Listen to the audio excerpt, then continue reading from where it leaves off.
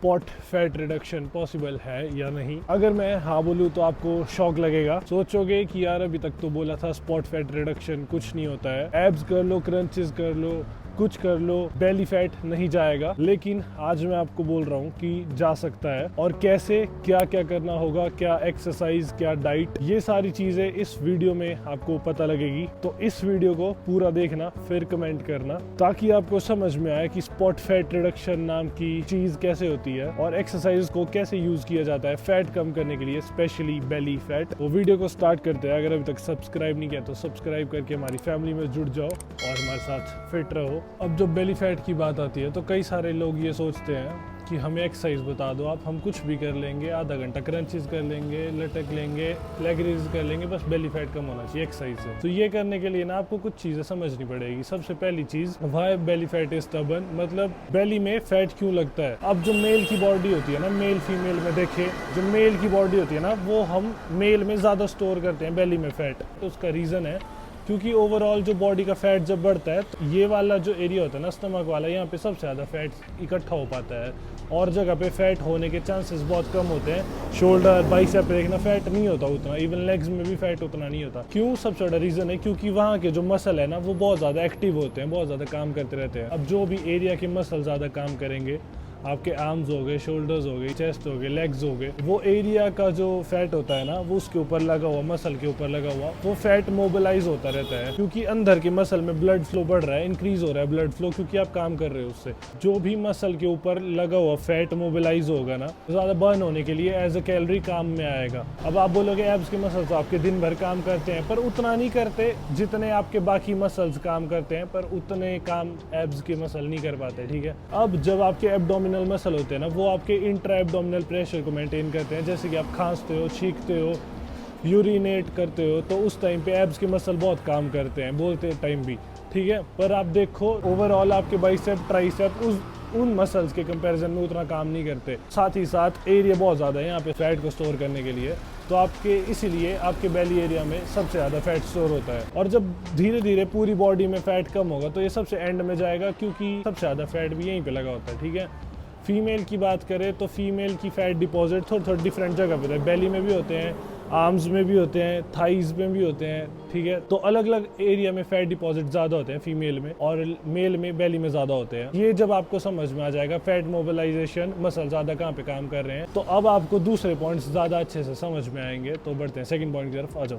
दूसरा important point आता है यहाँ पे, mobilise your fat in the area first. क्या मतलब है इसका? जिस भी मसल का आपको फैट कम करना चाहते हो ना, उस मसल को आपको एक्टिवेट करना पड़ेगा, यानी कि ट्रेनिंग करनी पड़ेगी, जिससे मसल के अंदर का ब्लड फ्लो बढ़ेगा और उसके ऊपर की लगी फैट मोबिलाइज होगी, जो मैंने आपको पहले पॉइंट में बताया था। मान लो कि आपको बेली का फैट करना है, तो बेली का फैट कम करने के लिए आपको कुछ एक्सरसाइजें करनी पड़ेगी एब्डोमिनल वाले एरिया को जो टारगेट करती है। आप ये जान के थोड़ा सा शॉक होंगे, लेकिन रिसेंट स्टडी इस स्टडी को प्रूफ करती है कि अगर आप किसी भी मसल को ट्रेन करते हो तो वो एरिया के फैट को मोबिलाइज करता है। अब यहाँ पे काम सिर्फ मोबिलाइज कराना नहीं है।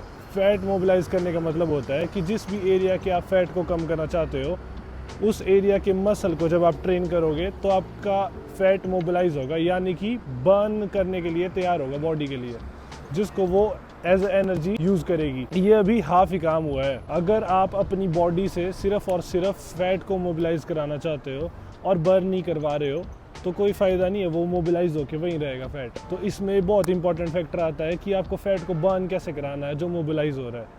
बर्न करने के लिए आपको सबसे पहले एक्सरसाइज करनी पड़ेगी, जिस भी मसल के फैट को आप कम करना चाहते हो।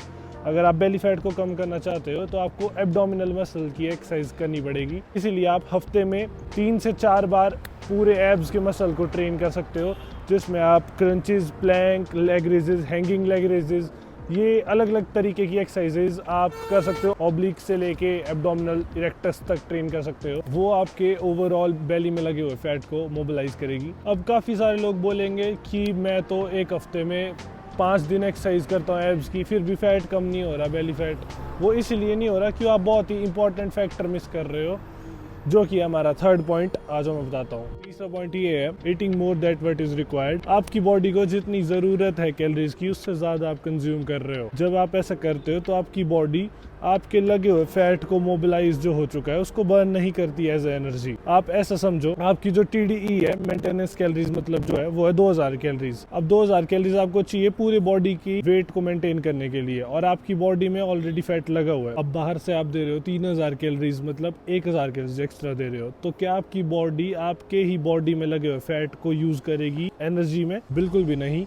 उसको बाहर से एक्स्ट्रा एनर्जी मिल रही है जो वो यूज करके बर्न कर रही है। एक्स्ट्रा जो एनर्जी बच जा रही है उसको वापस से इस्तेमाल कर रही है फैट में कन्वर्ट करने के लिए, और फैट में स्टोर कर रही है। तो आपका बॉडी में लगा हुआ फैट तब तक नहीं कम होगा या गलेगा, चाहे आप एक्सरसाइज कर लो, मोबिलाइज कर लो, तब तक जब तक आप बाहर से कम कैलोरीज नहीं दोगे।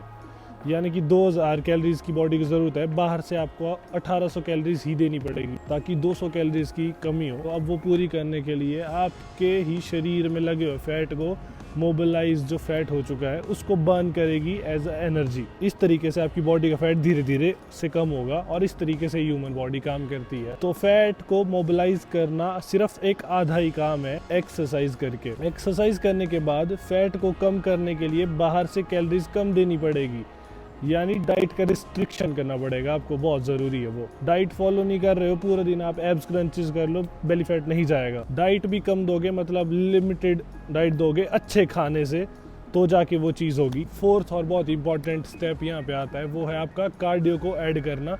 अब आप बोलेंगे कि कार्डियो को ऐड करना इतना ज़रूरी है, पर हाँ बहुत ज़रूरी है।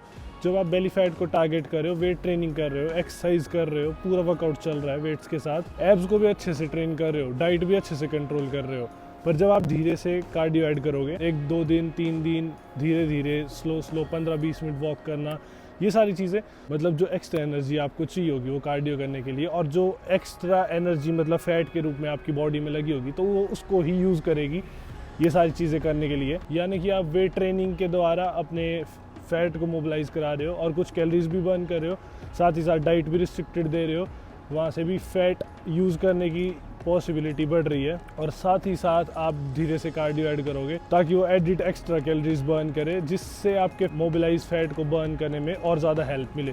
तो ये एक पूरा प्रोसेस होता है, कोई भी चीज़ एक अकेले काम नहीं करेगी। सिर्फ एक्सरसाइज करोगे तो वो काम नहीं करेगी, सिर्फ डाइट करोगे तो वो काम नहीं करेगी। तो ये सारा प्रोसेस है जो आपको स्टेप बाय स्टेप फॉलो करना है पड़ेगा। तो जब आप मंथली ऐड करोगे ये धीरे धीरे सारी चीज़ें, तो आपको फ़र्क महसूस होगा।